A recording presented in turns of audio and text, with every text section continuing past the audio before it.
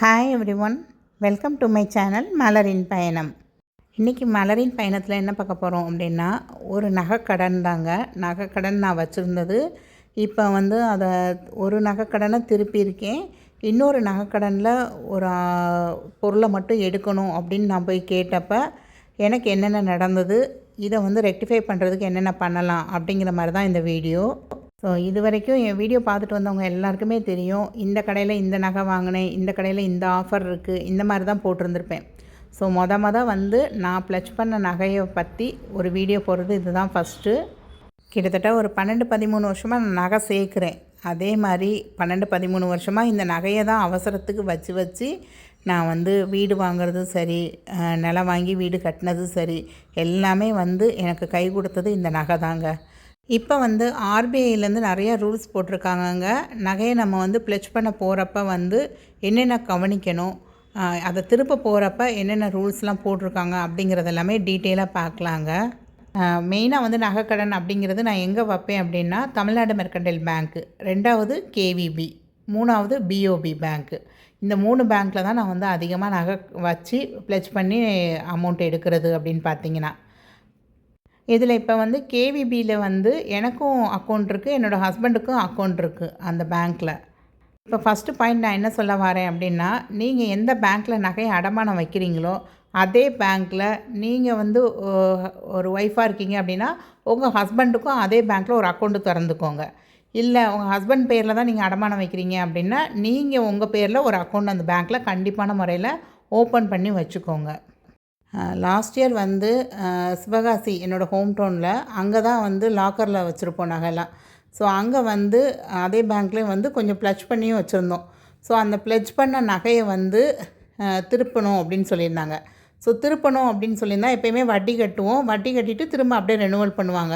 So அந்த மாதிரி இப்போ பண்ண முடியாது, நீங்கள் முழு அமௌண்ட்டு பே பண்ணிக்கோங்க, பண்ணிவிட்டு நீங்கள் வந்து 2 நாள் கழித்து வந்து திரும்ப அடமானம் வச்சுக்கோங்க அப்படிங்கிற மாதிரி சொல்லியிருந்தாங்க அவங்க. பட் நான் வந்து அப்போ வந்து கரெக்டாக ஹோம் டவுன்லேருந்து இங்கே சென்னைக்கு வர்ற மாதிரி நிலமை ஆயிடுச்சு. ஸோ அதனால் வந்து அர்ஜென்ட்டுக்கு அப்பா வந்து கொஞ்சம் பரட்டி கொடுத்தாங்க. அந்த அமௌண்ட்டை கட்டி அந்த நகையெல்லாம் நாங்கள் திருப்பிட்டு திரும்ப இங்கே கொண்டு வந்து கேவிபியில் கொண்டு போய் வைக்கிறப்ப நான் என்ன பண்ணிட்டேன், மொத்தமாக சேர்த்து ஒரே இதாக வச்சிட்டேன். எப்பயுமே வந்து ஒரு 2 லட்சம் 3 லட்சம் அந்த மாதிரி தான் தனியாக தான் பிரித்து வைக்கிறது. ஸோ ஹஸ்பண்ட் வந்து அவங்க பேரில் வச்சு ரூபா எடுத்து அனுப்பணும் அப்படின்னு சொல்கிறப்ப அவங்க வந்து சிங்கிளாகவே வச்சு எடுத்துட்டாங்க அப்போ. ஸோ செகண்ட் பாயிண்ட் என்ன சொல்ல வரேன் அப்படின்னா, நீங்கள் நகையை வந்து போய் இது மாதிரி ப்ளச் பண்ண போகிறீங்க அப்படின்னா ப்ராசஸிங் ஃபீ வந்து 2ஆக ஸ்ப்ளிட் பண்ணி வைக்கிறப்ப 2 ப்ராசஸிங் ஃபீ வரும். ஆனால் அந்த ப்ராசஸிங் ஃபீ அப்படின்னு பார்த்தீங்க அப்படின்னா மினிமம் வந்து ஒரு 300லேருந்து 500 ருபீஸ் வரும். ஸோ நீங்கள் அந்த இதை பார்க்காம 2ஆக ஸ்ப்ளிட் பண்ணி வச்சுக்கோங்க எப்போயுமே. இது வந்து கேவிபியில் லாஸ்ட் டைம் வச்சப்போ எப்படின்னா, அவங்க வந்து ஒரு ஃபோட்டோ காப்பியே கொடுத்துட்டாங்க. உங்களுக்கு என்னென்ன நகை நம்ம அடமானம் வச்சுருக்கோம், ஒவ்வொரு நகையோட வெயிட்டையும் நமக்கு மென்ஷன் பண்ணியிருப்பாங்க அவங்க. இந்த பேங்கிள் வந்து 2 பேங்கிள் சேர்ந்து 9 கிராம் 400 மில்லிகிராம் இருக்குது அப்படின்னு. ஸோ நம்ம ப்ளச் பண்ணதை திரும்ப எடுக்க போகிறப்ப நம்ம அந்த வெயிட்டை வந்து அந்த இதோட கிராஸ் செக் பண்ணி நமக்கு காமிச்சிட்டு தான் நம்ம கையில் கொடுப்பாங்க. ஏன்னா இப்போ நிறைய பேங்க்ஸில் வந்து நிறைய தில்லுமுள்ளு நடக்குது. சும்மா நம்ம நெக்லஸ்லாம் வைக்கிறப்ப அந்த பின்னாடி பேக் செயின் இருக்கும் பார்த்திங்களா, அதில் 2 கண்ணியை எடுத்துடுறாங்க. செயின்னா வந்து ஊடலக்கூடியே கொஞ்சம் கட் பண்ணி எடுத்துக்கிறாங்க. அந்த மாதிரிலாம் நிறையா பேச்சு வருது, நிறையா கேள்வியும் பட்டிருக்கோம். ஸோ அதனால் இந்த மாதிரி வெயிட் வந்து நம்ம கண்ணு முன்னாடியே நிறுத்து அதில் நமக்கு பிரிண்ட் அவுட்டாக கொடுத்துட்றாங்க. திரும்ப நம்ம எடுக்க போகிறப்ப இதெல்லாம் நம்ம வந்து செக் பண்ணி எடுத்துக்கலாம். என்னென்ன நகை கொடுத்துருக்கோம் எல்லாமே அந்த கரெக்ட் வெயிட்டோடு இருக்கா அப்படிங்கிறத நம்ம செக் பண்ணி எடுத்துக்கலாம். ஸோ ஆனால் இங்கே ப்ராசஸிங் ஃபீங்கிறது கொஞ்சம் கூட தான் வந்தது. பட் இது வந்து எனக்கு ஒரு பெஸ்ட்டானதாக இருந்தது. நம்ம நகை என்னென்னங்கிறத ஒரு ஃபோட்டோ காப்பியாக வர்றப்ப, அதுவும் சிங்கிளாக எழுதுகிறப்ப இது வந்து நமக்கு ரொம்ப யூஸ்ஃபுல்லாக இருக்கிற மாதிரி எனக்கு தோணுச்சு. ஸோ இந்த நகையை வந்து திருப்புறதுக்கு எனக்கு வந்து மே மந்த் வரையும் டைம் இருக்குது. பட் நான் இப்போ என்ன அப்படின்னா, ஹஸ்பண்டோட பிரேஸ்லெட் மட்டும் நான் எடுக்கணும் அப்படின்னு சொல்லி கேட்க போயிருந்தேன் நான். ஸோ அப்போ அவங்க வந்து எனக்கு 2 ஆப்ஷன் சொல்லியிருந்தாங்கங்க. அதில் ஃபஸ்ட்டு ஆப்ஷன் என்ன அப்படின்னா, 5 லட்ச ரூபாய்க்கு நகை வச்சுருக்கோம். ஸோ அதுக்கு இன்றைக்கி வட்டியோடு சேர்த்து அப்படின்னு பார்த்தீங்கன்னா 5,38,000 சில்லற இருக்குங்க. ஸோ இந்த ஃபுல் அமௌண்ட்டையும் நீங்கள் கட்டி இந்த நகையை வந்து ஃபுல்லாகவே திருப்பிக்கலாம். நீங்கள் திருப்பிட்டு உங்களுக்கு எந்த நகை வேணுமோ அதை எடுத்துகிட்டு அதுக்கு பதிலாக அதே கிராம் உள்ள ஒரு நகையை வந்து மறுநாள் நம்ம கொண்டு போய் வைக்கிறோம் அப்படின்னா திரும்ப மறுநாள் தான் அக்கௌண்ட்டில் வைக்க முடியும், அன்றைக்கும் வைக்க முடியாது ஹஸ்பண்ட் அக்கௌண்ட்டில் அப்படிங்கிற மாதிரி சொல்லியிருந்தாங்க.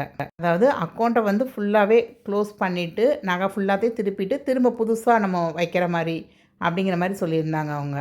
இல்லை என்னால் 5,00,000 வந்து பெரட்டி கொண்டு வர முடியாது அப்படின்னு நான் கேட்டப்ப அவங்க வந்து அட்லீஸ்ட் ஒரு 2,30,000 நீங்கள் கொண்டு வந்தீங்க அப்படின்னா இந்த பிரேஸ்லெட்டை மட்டும் எடுத்துகிட்டு மிச்ச நகையை உங்களுக்கு இந்த பேங்க்கில் அக்கௌண்ட் இருக்குங்கிறதுனால உங்கள் பேரில் வச்சு நாங்கள் வந்து அந்த 3,00,000 வந்து நாங்கள் இந்த நகையை இந்த பிரேஸ்லெட் எடுத்தது போக மீதி நகையை உங்கள் பேரில் வச்சு நாங்கள் அந்த அமௌண்ட்டை எடுத்து உங்கள் ஹஸ்பண்ட் அக்கௌண்ட்டில் போட்டு அதை க்ளோஸ் பண்ணிடுவோம். ஸோ புது லோன் வந்து நீங்கள் எடுத்த மாதிரி இருக்கும் அப்படிங்கிற மாதிரி சொன்னாங்க. இப்போ நீங்கள் வந்து நகையை பேங்க்கில் அடமானம் வைக்கிறீங்க, 1 இயருக்குள்ளே உங்களால் திருப்ப முடியும் அப்படின்னா ஓகேங்க.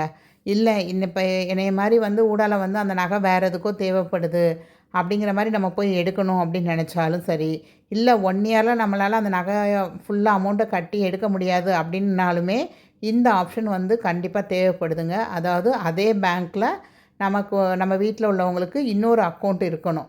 அப்படின்னா தான் நம்ம இந்த நகையை தூக்கி அவங்க அக்கௌண்ட்டில் வச்சு அன்னைக்கே வந்து அந்த ப்ராப்ளத்தை சால்வ் பண்ண முடியும். ஸோ இன்றைக்கி நான் பேங்க் போயிருந்தப்போ டிஎம்பிலையும் கேட்டிருந்தேன், கேவிபிலையும் கேட்டிருந்தேங்க. இந்த இஎம்ஐ ஆப்ஷன் அப்படிங்கிற மாதிரி எதுவும் புது ரூல்ஸ் கொண்டு வரீங்களா அப்படின்னு கேட்டிருந்தேன். அவங்க சொன்னாங்க இப்போ வரைக்கும் பேங்க்குக்கு வந்து அஃபிஷியலாக எதுவுமே வரலை, அந்த மாதிரி ஆப்ஷன்ஸ் எதுவும் வரலை. அதாவது நம்ம ஒரு நகையை ப்ளஸ் வைக்கிறோம் அப்படின்னா நம்ம 2 வருஷத்தில் திருப்புவோம் அப்படின்னா அந்த அமௌண்ட்டை வந்து ஈக்குவலாக 24 மந்த்ஸுக்கு டிவைட் பண்ணி மாதம் இவ்வளோ கட்டணும் அப்படிங்கிற மாதிரி இஎம்ஐ ஆப்ஷன் வருது அப்படிங்கிற மாதிரி ஆர்பிஐலேருந்து சொல்லியிருந்தாங்க அப்படின்னாங்க. அந்த மாதிரி ரூல் எதுவுமே வந்து பேங்க்குக்கு அஃபிஷியலாக எதுவும் வரல அப்படிங்கிற மாதிரி அவங்க சொல்லிட்டாங்க. இப்போதைக்கு உள்ள ரூல் அப்படின்னு பார்த்தீங்கன்னா அந்த நமக்கு என்றைக்கு நகை கடன் முடியுதோ அன்னைக்கு வந்து போய் நம்ம நகையை திருப்பிடணும். அப்படி இல்லை முடியல அப்படின்னா நம்ம வீட்டிலே உள்ள வேறு ஒரு ஆளுக்கு அந்த நகையை வந்து அப்படியே மாற்றி வச்சு அந்த அமௌண்ட்டை எடுத்து நம்ம கட்டுற மாதிரி இருக்கும். கேவிபியில் நான் எடுத்த லோன் அமௌண்ட்டுன்னு பார்த்தீங்கன்னா 5,00,000 ரூபா. அதுக்கு ரேட் ஆஃப் இன்ட்ரெஸ்ட் எவ்வளோ போட்டிருந்தாங்க அப்படின்னா 9.6% உங்களுக்கு.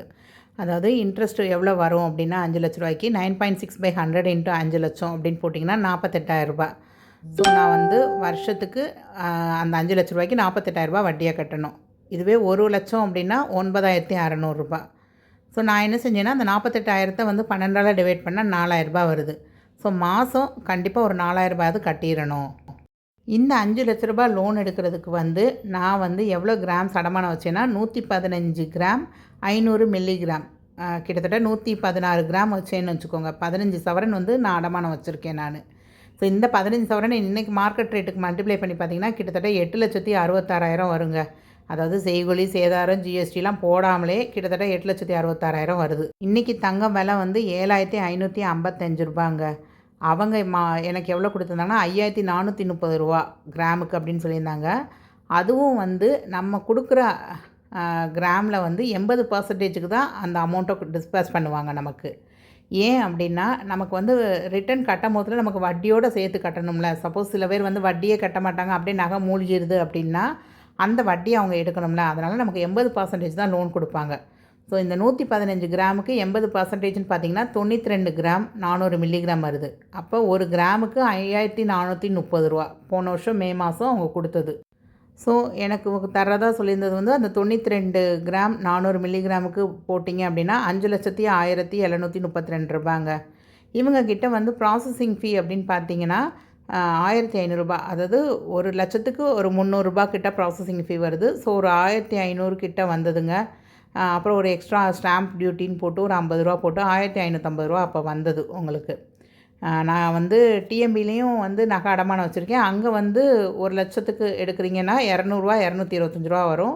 ஸோ இங்கே அதை விட ப்ராசஸிங் ஃபீ கொஞ்சம் கூட தான். ஸோ நான் வந்து ஹஸ்பண்ட் கிட்ட சொல்லியிருந்தது வந்து என்னென்னா, நம்ம அட்லீஸ்ட் வந்து மாதம் 4,000 ரூபா அப்படிங்கிறப்ப ஒரு 5,000 கட்டுங்க. ஒரு மாதம் வந்து கூட அமௌண்ட் இருக்குன்னா 10,000 கூட கட்டுங்க அப்படின்னு சொல்லியிருந்தேன் நான். ஸோ 16th மே 5,00,000 எடுத்திருக்கோம். ஜூன் மாதம் ஒரு 5,000 ரூபா கட்டியிருக்கேன் நான். அதுக்கப்புறம் ஜூலை மாதம் 5,400 ரூபா, திரும்ப ஜூலை மாதமே 4,600 ரூபான்னு சொல்லி 10,000 ரூபா அந்த மாதத்தில் கட்ட வச்சோம். அடுத்து ஆகஸ்ட் மாதம் பார்த்திங்க அப்படின்னா அமௌண்ட்டு இருக்கிறது தான் 3,500 ரூபா தான் இருக்குதுன்னு சொல்லி 3,500 ரூபா தான் கட்டினாங்க. அடுத்து செப்டம்பர் மந்த் பார்த்திங்கன்னா 5,100 ரூபா. நீங்கள் இதில் எல்லாமே அப்படியே பார்த்துட்டே வாங்க. நான் வந்து மாதம் தொடங்கினதுமே இந்த அமௌண்ட்டை வந்து எடுத்து போட்டுருவேன் நான். ஒரு 5000 6000 இப்போ கடைசி ஒரு 3 மாதம்லாம் 6000 கண்டிப்பாக கட்டணும் அப்படிங்கிற மாதிரி போட்டிருந்தோம். ஸோ எப்பயுமே வந்து மாத கடைசியில் இருக்கிறத கட்டலாம்னு நினைக்காதீங்க. மாத தொடக்கத்திலே வந்து நீங்கள் எக்ஸ்ட்ரா அமௌண்ட் கட்டுறீங்களோ இல்லையோ, அட்லீஸ்ட் அந்த நகைக்குரிய வட்டி அமௌண்ட்டையாவது கட்டிடுங்க நீங்கள். ஸோ கிட்டத்தட்ட 47,100 வந்து இப்போ வரைக்கும் நான் கட்டியிருக்கேன் 5,00,000 நகைக்கு. இதில் வந்து இன்ட்ரெஸ்ட் வட்டி மட்டும் பார்த்திங்கன்னா 28,851 கட்டியிருக்கேன்.